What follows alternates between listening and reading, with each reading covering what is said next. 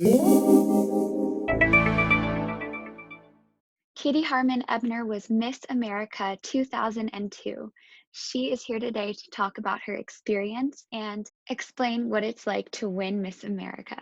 Katie will discuss deciding to compete, preparing for the competition, competing for Miss America during 9/11, and traveling to Ground Zero immediately afterwards to speak to rescue workers. At the end, as a little game, I will ask Katie some of the interview questions from this year's Miss America.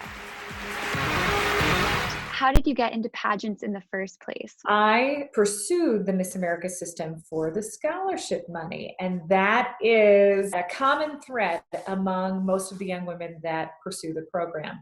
I was a freshman in college. It was all going to be expensive, and my parents had made it very lovingly clear to me that they could not afford to pay for my education. That was one of the greatest gifts that they could have ever given me, because it made my education more meaningful, and it also made it something that I worked hard for. My parents live in a little town in Oregon, but when I went home for Christmas vacation, I just so happened to run into my former drama director from high school at the grocery store. She said, "How's school going? How are things?" And I said, "Well, I'm kind of at that point now where I need to pursue more scholarships." And she said, "Have you ever thought about the Miss Oregon program?" She was extremely influential in my life. And so when she said that, I had never thought about it before. I was like every other girl in America, though, who grew up watching the pageant and just kind of thinking, "Oh, isn't that cool for that supermodel?" Isn't that a great thing for that girl who is in a position that's totally unattainable? But she planted the seeds. So once I decided this is something I would like to pursue, why not? Let's give it a shot. And the way that the Miss America organization works is that you have a local competition. If you win that local competition, then you go on and compete at the state pageant.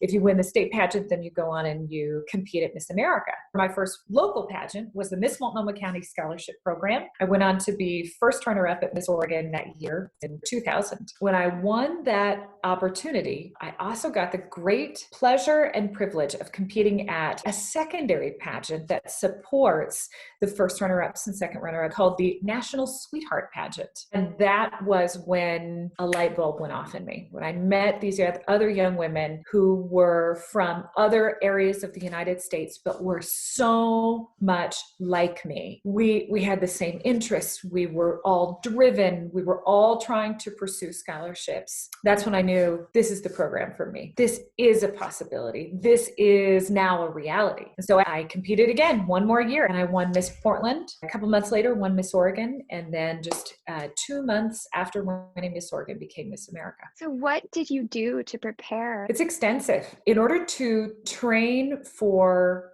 the job of being Miss America, you are essentially training for the telecast. As Miss America, I was traveling 20,000 miles a month throughout the United States. I was in a new city every other day, and that is the truth.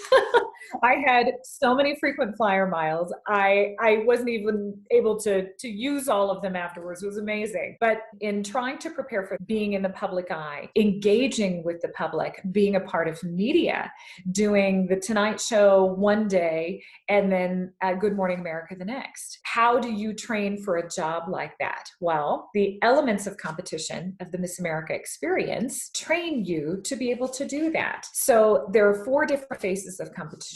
There is an interview portion, and that is the largest point value of competition for good reason.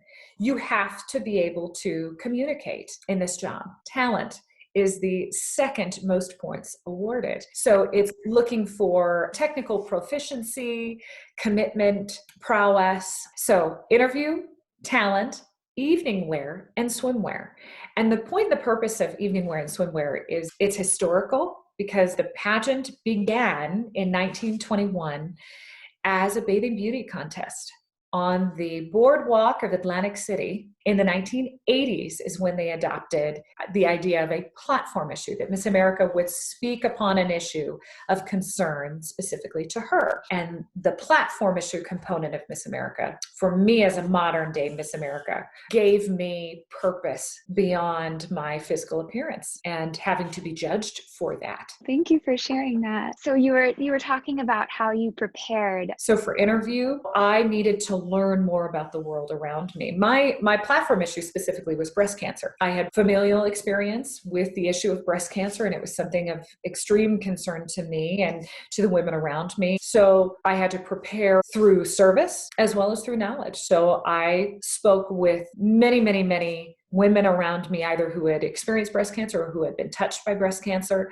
as well as their families. At the time, I was pursuing a biology degree. And so I was kind of right in the thick of being able also to ask the doctors and the medical professionals that I was shadowing. An additional way that I prepared for the interview competition was to talk with as many people as possible about their opinions. That sounds like such a funny thing to do, but when you're 20 years old and you have a very narrow scope of the world, for me anyway. So I would gather people from throughout my life, and we would do what were called round table conversations, where we would literally sit at a table and we would discuss politics, current events, anything. It's easy as a 20-year-old to kind of get stuck in the trap of holding on to your parents' opinions or the opinions of your peers and what the media is feeding you. And so finding your own voice becomes rather difficult, but it's extremely important so that you can make informed decisions in your life. So in addition to those, I also did mock interviews. So these were life skills that I was learning in addition to training for the competition.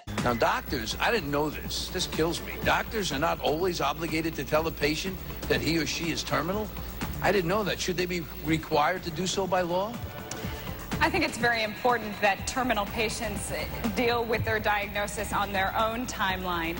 And the physician's responsibility is absolutely to tell the patient, and they need to tell them honestly and forthright. And the patient can deal with that in their personal way. And many patients that I have worked with, they say, I want the honest truth. I want to know. But the most important thing with a patient and a physician is having someone else in the family with the patient during the diagnosis. Because in case the patient doesn't quite hear it, someone else can, and that's important. Thank you very much, Katie. Thank you. Because I was a music major, training for the talent competition was fairly easy because I was doing it every day, because clearly my talent was singing, was opera. I, of course, consulted my voice teacher first, and I'm so grateful. My voice teacher is still my vocal coach to this day. Ruth said, what about O mio babino? And then I worked with one of my opera directors, and I went to Brenda and I said, Brenda, what do I do? Well, through a couple of sessions, she came up with some specific staging for me. It was almost like being in a dance. Puccini's aria, O mio babino caro. Miss Oregon, Katie Harman.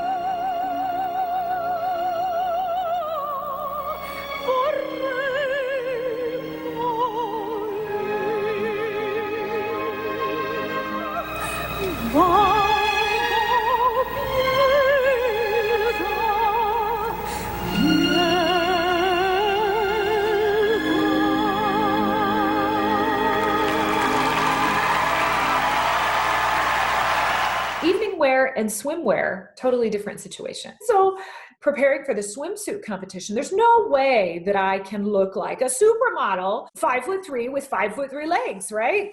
So part of preparing was physical fitness. I took it extremely seriously. And I still reference those fitness and nutrition tips that my coach gave me back then to this day. He single-handedly helped me transform my body from just being a college kid body to someone who was very, very physically fit. What were the tips that he gave you? Jim Murphy, he set aside a very specific weight training cardio routine as well as a meal plan for me. Before my classes, I would go to the gym at 5 a.m. on Monday, Wednesday, Friday. On the off days, I would also do additional cardio, but I had a very regimented weight training routine. He also had very specific portions of food. I was never hungry. And that health and well-being was extremely important in maintaining the crazy schedule that the year as Miss America would become. The point and purpose of the evening wear competition is to demonstrate poise. We see poise in someone when we recognize that they are exhibiting control, basically, over their emotions, over their physicality. Poise is that kind of it thing that you notice in someone when they are at peace. And how do you train for that while wearing 3-inch, 4-inch heels and an evening gown? Well, you walk, you listen to music, you look at yourself in the mirror while you walk, you meditate, you do all of these things basically to help you hone your ability to be composed at any given situation. That poise was so relevant to all the rest of my life for performance in general, being a mom as well. That training for those 4 elements of competition, those were real life skills. I love also how eloquently you speak. You're so sweet. I'm giving you all the specifics. So do you remember any of your interview questions and your answers? Yes, I do. One of the judges asked me what I had most recently read, and you're going to appreciate this, Melanie. I had just finished Beverly Sills' biography titled Bubbles. We talked about my platform issue, and I detailed being present in a mastectomy. I was fortunate to shadow a prominent breast cancer doctor, and he gave me the opportunity to scrub up and to be in surgery and to see how carefully he handled not only the breast that he was removing, but how carefully he handled her as a person. It was fascinating. And so I shared in my 30-second soundbite, like I was trained to do, Melanie. I shared about that experience. And so the interview competition was 12 minutes long. And as private interview, we had 7 judges. You're being peppered with questions. Funny story though. I had this beautiful red suit, but I didn't have any red lipstick. And it would have been a no-no to not match my lipstick to the shade of my suit. Miss Kansas, she loaned me her red lipstick. And it was the perfect shade. I mean, it just gave me that little boost of confidence that I needed to go into the competition. And to this day, I thank Kim Greisen. After I won Miss America, Kim said, "You won because of my lipstick." We became very, very close friends after that time. Everyone thinks it's so catty and, you're trying to steal people's shoes and cut up evening gowns because you want to win. You're going to do anything to win. No, that was not my experience. Now, granted, our experience was very different from any other year that had come before and any year since. We were in competition on 9/11. I left Oregon for Atlantic City on September 3rd of 2001. So you can imagine that on September 10th, we're all geared up for that, right? The world hadn't changed yet. And that's when everyone's game faces were on. Everyone was like, yep, I'm going to be Miss America. I'm here. Bring it. Game face, right? I was scheduled to be in Boardwalk Hall around 7:30 the next morning on Tuesday, September 11th, when the first tower was hit. Our security guard rushed in and informed us that we needed to stay in the dressing room, that we could not leave. She said there was a plane that just flew into one of the World Trade Center towers. At that point, I didn't know what the Trade Center towers were. I had no idea. I was from Oregon. One of the interesting facts about competing at Miss America during that era was that we had no access to cell phones. We were completely quarantined, essentially. The other competitors trickled in. But as they start to trickle in, They had come from their hotels and they had this blurry-eyed expression, all of them. Many of us were asking, what's going on? What's happening? At that point, the second tower had been hit and they had seen the footage. And then the atmosphere became pretty somber. We were each given an opportunity to call home. I called my parents and my mom, she said, Katie, do you really understand what has just happened? I said, no. At that time, it's about 10 o'clock in the morning or so now, the Miss America organization staff, as well as ABC Network Television, who assembled to inform us that at that point, there would be no Miss America competition. They didn't quite know what to do with us, but they knew that we needed to be moved to a secure facility with the knowledge now that the attacks were acts of terrorism. Now, larger events such as the Miss America competition that were very American were a target. As we were being transported to this new area that would keep us secure, there was a blood-curdling scream. And as it so happened, it was one of our tour managers. Her cousin was one of the pilots of one of the planes that had hit the World Trade Center. Victor Saraceni was his name. And so this scream would, for me, serve as a reminder throughout that year of the importance of what had changed, right? The importance of reaching out and loving and giving hope to as many people as possible, because we were all hurting, especially those who lost loved ones, like Marie. And it was a sobering reminder that life would never look the same, and it hasn't. For those in my age group, life is kind of organized that way, pre 9/11, post 9/11. So on 9/11, after we were brought to this facility and we were watching the footage, we were literally just huddled together, hugging, crying. The next day, the Miss America organization brought us back together and asked us one of the most pivotal questions that I will ever be asked in my life. If you can imagine a $40+ million production, you would not go to your talent and say to them, hey, do you want to go to work today? We will never be asked that. But at that point, the Miss America organization and ABC had the forethought to understand that this competition would lead to one of us having to travel the world in a post 9/11 world. So they gathered us together and said, we think it's only right for us to give you the opportunity to decide whether you want to compete. So they let us kind of gather to discuss whether we felt it was prudent and relevant enough to compete. And in a stroke of wisdom, Miss Iowa Erin Smith said to us, ladies, this is a golden opportunity for us. We have the opportunity to have our collective voice heard. Whatever we decide, we stick together and stand by as a group. So we each tallied our vote on a piece of paper. Erin tallied it all up, and it was a 2-to-1 vote in favor of going ahead. They said, okay, but we are going to modify it so that what has become an iconic American tradition is as encouraging as possible. So when Tony Danza started the competition, he started it with the Pledge of Allegiance. Behind us during the swimsuit competition was a ginormous American flag waving. And it was exactly what people needed to see at that time. We needed to see American institutions alive and well. We needed to see the American dream being played out. So when I was crowned, this is exactly what I look like. What? What has just happened? There had never been a Miss Oregon who had been crowned Miss America before that. It did. It totally transformed my life. So the minute that I was crowned, I was whisked to a secure facility.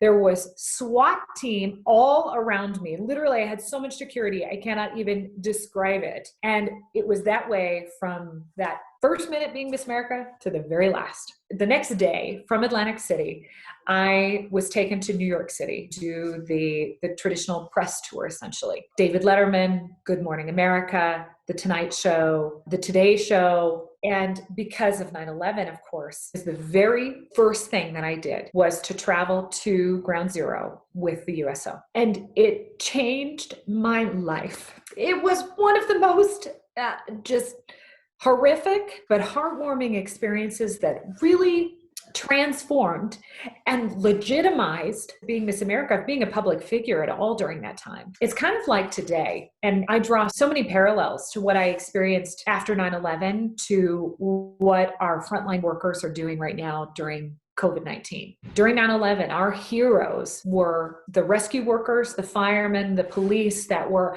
at ground zero, that were digging for bodies, that were trying to uncover people in the wreckage and the rubble. It was our military at the Pentagon who were recovering bodies, who were trying to help the military families that were affected. Being able to be at ground zero to say thank you, to witness those acts of heroism right in front of my face. It was tremendous. One of the wonderful things that the USO and that opportunity provided was that I was able to go to these respite boats. There were these boats that were docked in the harbor because everything in that area had been blown out, right? It was a disaster. It was a mess. Something I'll never forget is that there was paper everywhere. If you can imagine a building of that size and all of the businesses that were in that building and how much paper was there, it coated the streets. I will never forget that. And I'll never forget the smell of the smoke, seeing the pile burning,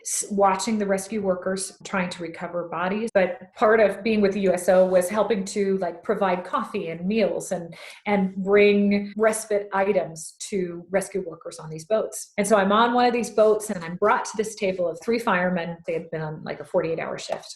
They were covered in ash, in dirt, and I sat down with them. And they have thick New York accents. And I did not expect this because you think it's so somber, right? And the atmosphere was kind of like that. But when I sat down at this table, these guys were anything but somber. They were like, "Oh, Miss America, Miss America. Oh, guys, it's Miss America." I mean, they just went crazy. It was hilarious. And one of the gentlemen looked at me and he said, "My wife made me sit down and watch the pageant. This is the first time in years I've watched the pageant." And I laughed. He said, "I was in my recliner. I was watching the pageant." And he went on to explain basically that his wife said, "Honey, you need to see something other than what you go to work and do every day. Let's watch this. This is American." And what we oftentimes kind of think of as totally irrelevant, for them at that moment, it was a healing tool. And he said, watching the pageant, that was the best thing I could have done that day. He said, I needed to see this. I needed to see something that we take such pride in as Americans that gave me so much hope. And I couldn't do that in front of him, but ever since, I just bawl like a baby when I think about that. And I did. I signed helmets. I signed vests. One guy handed me $100 bill and I had to sign that. I was like, holy cow, that would not be the last time. I have signed everything, including skin. But that encounter with them, going to Ground Zero and seeing the Pentagon and meeting with the families and military. And at that time, of course, our troops were starting to be deployed to Afghanistan. So it was all the more important for me to understand that what I thought was this little job wearing a crown, waving, was so much bigger than that. I was thinking, as a fun little game, I could give you a couple of the onstage questions from last year. Ooh, sure. I'll see if I can remember. The 2020 election is right around the corner. What is one issue you would like all candidates to address? Well, the issue that I want them to address is how we are going to find a vaccine for COVID-19. That is the most pertinent question right now for any elected official. They need to be answering that question. For the past 2 years, #MeToo and #TimesUp have dominated our national conversation. However, some believe it has only deepened the divide between men and women. Have these movements gone too far? No, I don't think these movements have gone too far. And in fact, I think they came at just the right time when we as a society needed them. Women in the workforce especially needed an opportunity to be able to spotlight the injustices that have been prevalent for far too many years. If anything, this has given more hope to women who previously had gone unheard. I think it's just the right time for us to be talking about these issues. America is one of the most racially diverse countries in the world, yet it is also one of the most racially divided. Why do you think this is? Racial division exists when we wall ourselves off from other people's experiences. When we cannot collaborate or empathize with others, then we cannot truly understand that person. And so I believe that racial division in America is as a result of people not being able to put themselves in someone else's shoes, specifically culturally. Right? When we are talking about races, culture is very much a part of that. One of the hallmarks of pursuing the American dream is also understanding that that American dream looks different to everyone. And so when you exhibit empathy, are able to be emotionally intelligent and put yourself in another person's shoes, then you are better able to break down racial barriers. And then we truly have a peaceful society of people who want to do the best by one another. Great answers. I would definitely recrown you. You're so sweet. Oh, thank you. I appreciate everything you're doing, Melanie, and trying to tell the human stories. And I'm honored that you gave me the opportunity to share with you. The first runner-up and winner of a $40,000 scholarship, Miss Massachusetts, Abby Redline. Miss America 2002 is Miss Oregon, Katie Harman.